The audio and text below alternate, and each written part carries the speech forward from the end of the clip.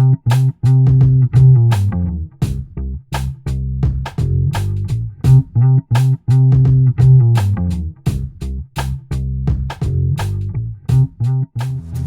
were ordinary women trying to save women's lives. But we were criminals. We were felons. For most of the nation, in '72, abortion was illegal. We had to go underground. The woman would be given the address to the front. It was probably obvious to neighbors what was going on. We came to the surface from other things, the anti-war movement, the civil rights movement. You couldn't not pay attention to what was going on. Fetal death is murder. You could not work as a pregnant woman. If you weren't married, you were out of luck. They were terrible situations. The septic abortion ward was full every day. Women did awful things. They were literally dying because they were women. So we thought we can be of use. I said, we could use my phone, but change it so that they don't ask for Eleanor. How about Jane? Nobody's called Jane anymore. We had the phone numbers on bulletin boards around Chicago. Pregnant, call Jane. The clientele included daughters, wives, mistresses of police, state's attorney, judges.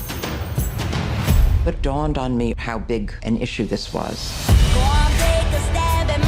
Jane was an outrageous undertaking by a lot of smart women. I was not there to pass judgment. I knew there were women like me. Under the radar of the Chicago Mafia and police department. We were all being watched. The phone rings. A man says, we know where you are. There were 11 counts of conspiracy to commit abortion, 110 years for each of us. So that's a long time. That might have ended Jane right then and there. I couldn't see myself sitting on the sidelines. We were building a new world, one woman at a time. Sometimes you have to stand up to illegitimate authority, and sometimes they're unjust laws that need to be challenged.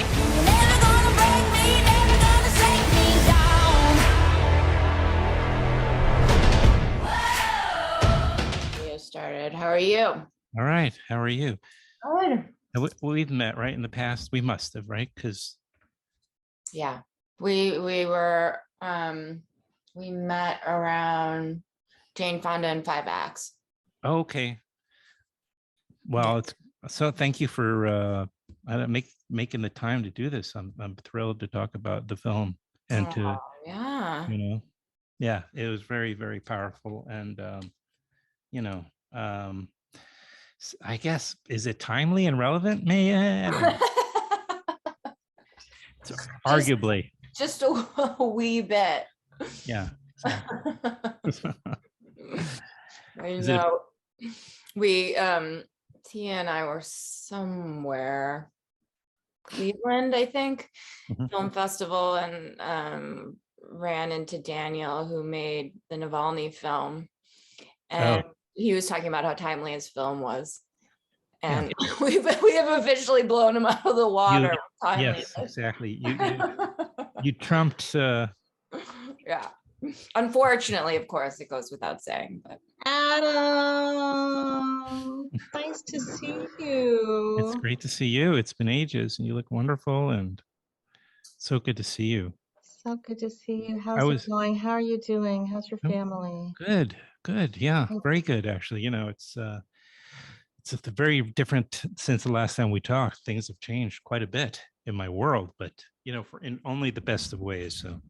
Well, I know your dad died early on in COVID. Oh, thank you. Yeah, very early on. He was already, I think, just to bring you up to date. He was done already. I think he had signed off, but that was sort of the tipping point for him. That pushed him over the So he goes down, for better or for worse, as a COVID statistic. It's it's a long story, but that was a surreal time where it's a story. It's a big story, that whole period of time. It was like, it almost seems like it was a dream, a nightmare, but But you know. now you have a teenager? He's graduating high school in a few Oh days. my God. Yeah, I have a son, Emma, named Jacob, who Yeah. you've met. Have you met him, Tia? Yeah, I've met. a long time ago. Okay. Yeah. Yeah. Anyway. Sweet boy. Very Yeah. sweet boy. My Well, memory. yes. Well, you have one of your own. So He's yeah. I Emma, have to warn you, by the way, he's having a little bit of a hard time today. So okay, good to he's home know. from school and it might bleed into our audio, but I think It won't be the first time, and it's this Filmwax. This is Filmwax, but this isn't CNN. okay. Nothing better than a little Sasha appearance. Sasha, right? And Carl. But I was going to say is that even with once the pandemic and even all of the major news outlets started, zooming from home, it just sort of was an impossible thing to filter out for everybody. So finally, I don't feel like just when you hear car horns and sirens in the past, now you might hear a cow or something, but that's working at a radio station upstate, And are you upstate? Where are you? Yeah. I'm right by Bard College. Nice. Yeah. Nice. Yeah. Thanks a lot. Oh yeah, I'm good where I am. But thank you. I'm working today, and everybody's sort of been very nice about it. The morning drive guy is leaving for the day. Anyway, so it's called WKZ. It's a real independent radio station. I don't know. It's fantastic, playing great music and Emma, Tia and I met Trouble the Water. I accosted her after the screening at New Directors, New Films. What year? 2011, 12, 8? What? 8? Okay. I was still in college. We were both in college, I should say. That's right. And I was in tears. I was like over the top. I was very moved by that film. So no, you and me both. Yeah. And wait till you get Adam's a pro. He's gonna. Well, I was in the room for Susan's interview that you did for Jane Fonda and 5X, so I've seen him in action. Well, I'm so glad to have you both on. Thank you. We'll start here, I guess. So thank you for both for making the time to do this. I was just saying to you guys how Tia's, The Trouble of the Water, and there's been a half a dozen films, of course, since, but how that just was my introduction to her. And I can bridge the experience by watching the Janes. I sat with my girlfriend, we watched it, and we were both kind of just so blown away. Even if right now we weren't dealing with this issue in such in a real-time way, and if it didn't have that additional aspect or dimension to the film, which weighs on you as you're watching it, I would still have been, I would have still been very moved by that story. It's an incredible story that I just can't believe I never heard before. Yeah. Has that been your experience, guys? I guess I would say the majority. Tia, would you agree? I would say the majority hadn't heard the story before. It's not unknown. There's been a couple long form magazine pieces about it. There was another film that was made in the 90s, another documentary. Of course, there's another scripted feature that we were at Sundance with that's about the Janes, or semi loosely about the Janes. So there's stuff out there, but this film, we got their cooperation. A lot of them were willing to speak for the first time on camera.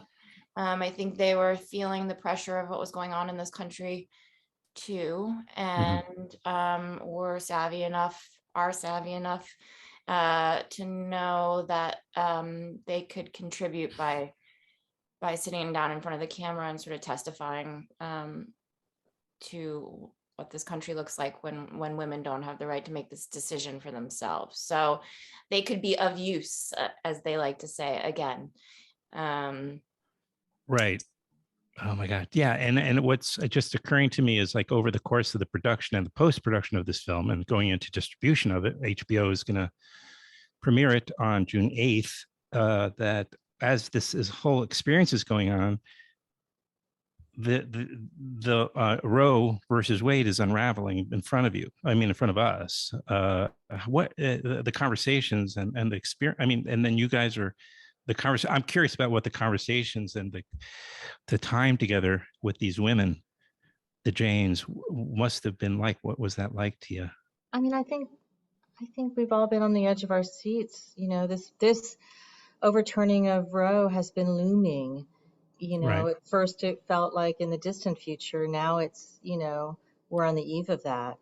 And that specter is pretty devastating. It's certainly the interviews with these women brought home, you know, the high stakes of the situation. And I think it was quite sobering to talk to them and to hear about what they went through and to understand that that is not just our past, it's actually our future. Yeah. I can't imagine after it's exactly 50 years, right, since the Janes was a thing, right? Well, in fact, the Politico leak of the Alito decision happened on the eve of the 50th No. anniversary of the bust of the Janes. They were busted on May 3rd, 1972. And the leak happened, you know, May 2nd, May 3rd, 2022. So the timing was surreal. But look, anyone who's been paying attention understands that this, you know, this was going to happen. This was a long Certainly, game, right? this was the right, the anti-abortion activists had a very long game, and they started chipping away at Roe with the Hyde Amendment prohibiting public funding of abortion. Then there were parental notification laws, and there were trap laws that regulated the kinds of facilities that could provide abortion care to the point now where 90% of the counties in this country don't have abortion care facilities. So those people who live in those counties are out of luck, you know, because they happen to live in the wrong zip code where their legislators, you know, are dictating their ideology or their political beliefs around healthcare choices. How did you guys come to work together? Had you worked together before? We hadn't. We knew each other socially and professionally. And I have a family connection to the story. Do tell. So Daniel Arcana, who's one of the other producers on the film, is my brother. And Daniel's mom was a Jane. Oh, amazing. His mom was Judith, and our father we share is Michael, and he's the radical lawyer in the film. So Daniel, so we always had this sort of in our back pocket or in our backyard or however you want to say it. And when Trump got into office and Daniel sort of took a look around and realized we were in trouble and that we had the ability and the skill set to develop this film and give a platform for these women's voices. That's exactly what he did. He started to develop it. And then asked for my help and we worked on it for a while. And Tia, I had just long admired as a filmmaker, but as an activist, and thought, you know, us teaming up, she could be a real asset to this film. And us teaming up, it was a big story. It was a big, complicated story that only got more complicated as the years went on, and it became more relevant and timely, even though it was sort of an encapsulated historical story. So it just seemed like a great pairing to direct, and a sisterhood, a nice sisterhood to base a film about sisterhood on, and accomplishing big tasks through sisterhood. So and then HBO came on very, very, very, very early with development funds and a lot of support. Wow. So everybody sort of saw very clear-eyed what was going on in this country and knew the power of this film. Just so people have an understanding. I mean, I'll show the trailer at the beginning, but you know, I should have begged for one or at least one of the I should have, now that I know you actually are related to one of them, I could have done a better job at, I should have known that. But okay, it's okay, because I have you both here, but it's such a powerful film, and I think it will speak to so many people because it is as grassroots as you can get. It's not a, it was really just it's as though they came together, by not osmosis, but just sort of, in a very spontaneous way. It was like, this is what we need to just to help our friends. Like, these women were, not only was it illegal to, have an abortion, but it was like illegal to just for women couldn't even drive barely, or work, or they couldn't, right? I mean, there were so many limitations compared to now. There's a lot of limitations. Yeah. Yeah, and actually, look, it was illegal to circulate information about abortion. It was illegal to advertise about abortion. It was illegal to hold someone's someone's hand and assist them during an abortion.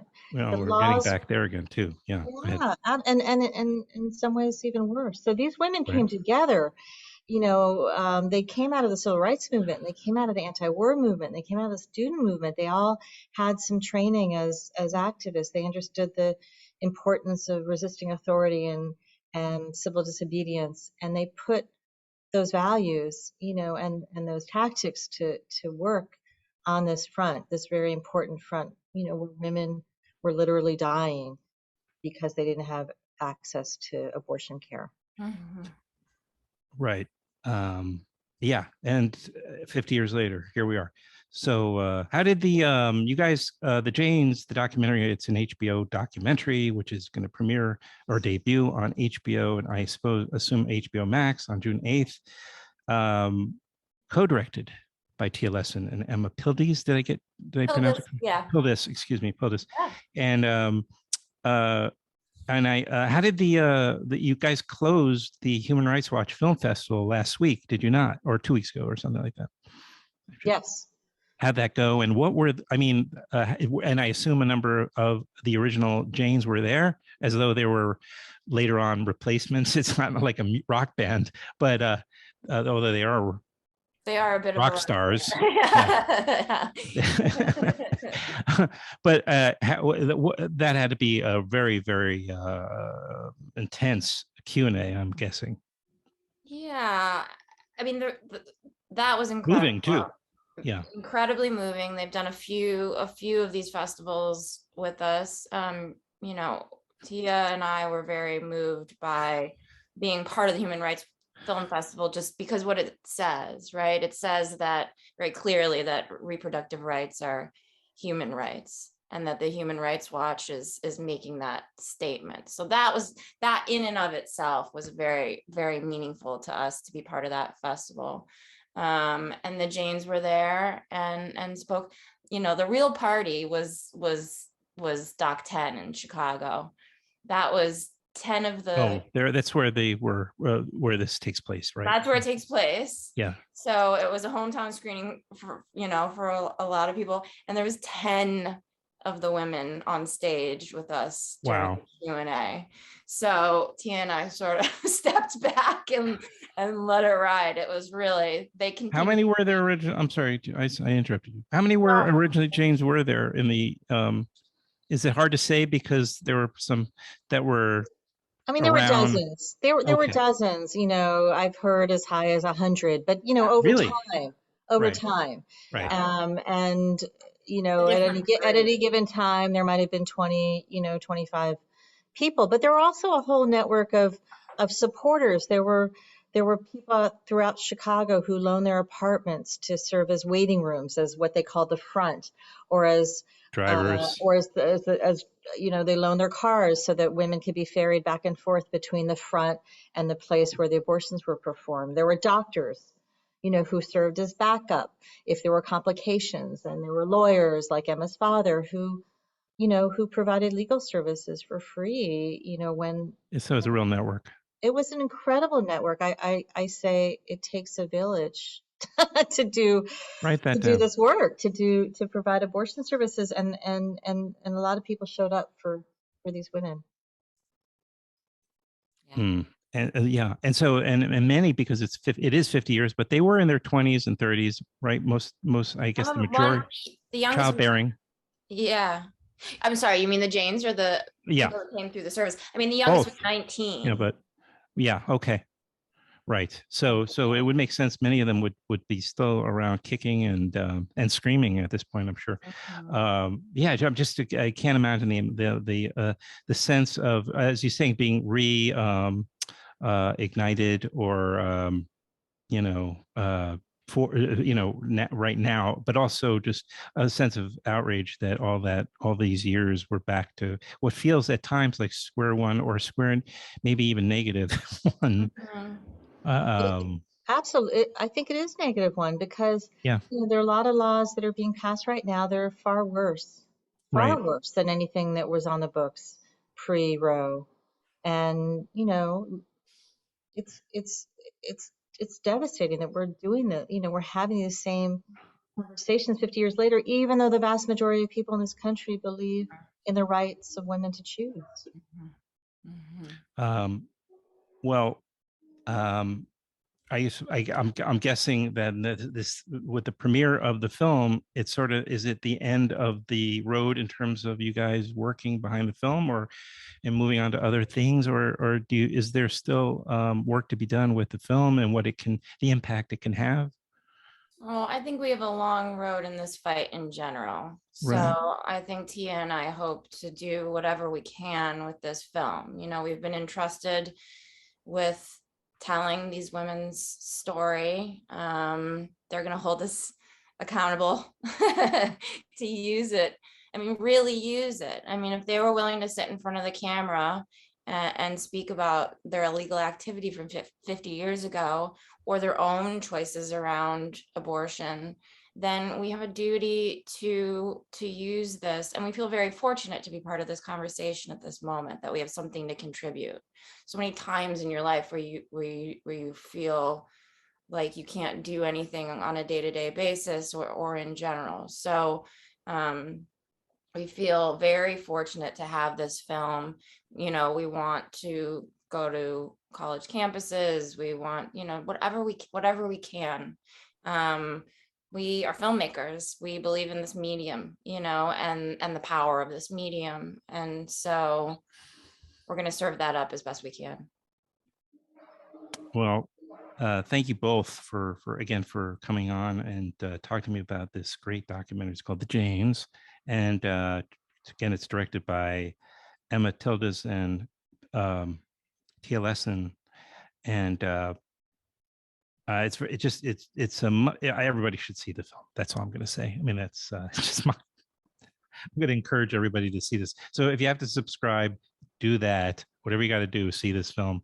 Yeah. And it's I can just say it's a profound film, and so congratulations. And it'll be moving, and you'll hopefully, I don't know, hopefully it'll have an impact. And I certainly hope so. Yeah. Well, it had an impact on us in the making of it. Good point. And so that, we can only hope that it has that kind of impact on audiences in the seeing of it. And we've seen that. We've seen it in Cleveland at the film festival there, in San Francisco, in New York, around the Sundance screening. We've seen, the power of these stories. They're cathartic for audiences, but they're also engaging, and hopefully it will engage people, to be moved to voice their feelings and do anything to keep us from going back. Janes, June 8th on HBO. Thank you guys so much. Thank you. Okay, have a great day ahead. My best to Sasha. Hope his day improves. Me too. Congratulations, Mazel Tov on the graduation. Wow. Thank you. I know. Thank you. That's so Thank you so exciting. much. I And know. let's catch up. Are you back in New York? Are you I'll be, well, certainly, yeah. Well, I'll be down more frequently than I have been over the winter. Let's put it that way. okay. Yeah. Okay. All But right. It'd be great for you to come to one of our screenings in person that, we'll probably do some stuff in the fall, and we'd love for you to see the film I would again love that. if you're No, I would totally open to down. it. Totally down for that. I would absolutely do that. I would love to. Kidding me? That's right. They're going to be the consideration. Is that? Or are we talking about kind of? Yeah, or campus screenings, or Okay. faith group screenings, whatever. We've got Yeah. like a stack of requests from synagogues and churches. Oh, sure. That's true. We should do one college up. campuses. We should do up here. You definitely fill the room, fill the whatever room size it is, because it's the people. There's a lot. It's where I'm at. I'm at Dutchess County and the Yeah. you got Hudson and Rhinebeck and Kingston, and it's just rife with people that. Well, Woodstock is a possibility. We've been sort of talking to them about doing a screening. Oh, that'd be good. Yeah. Well, that's in the fall, and that would be. I'm doing Sorry, a award not even necessarily part as of the festival, but just a screening at. Yeah, that would be great. That could be. It could be. I don't want to. Maybe it's not where you want it, but Filmwax is always happy to co-present. I'm just saying. Nice. Love it. Yeah. It would be wonderful to do We'll something take you like up that. on that. Thank And you. there's and there's other options too. I don't want to. I only want what's best for you guys. Oh, well, thank you, Adam. Thanks for Always. your love for this film and for us. And Always. I do. Please look me and Carl up. We miss you. I will. I miss you guys too. I do. Bye, Emma. It was great to talk to you too. You too. All right. Yeah. All righty. Take care.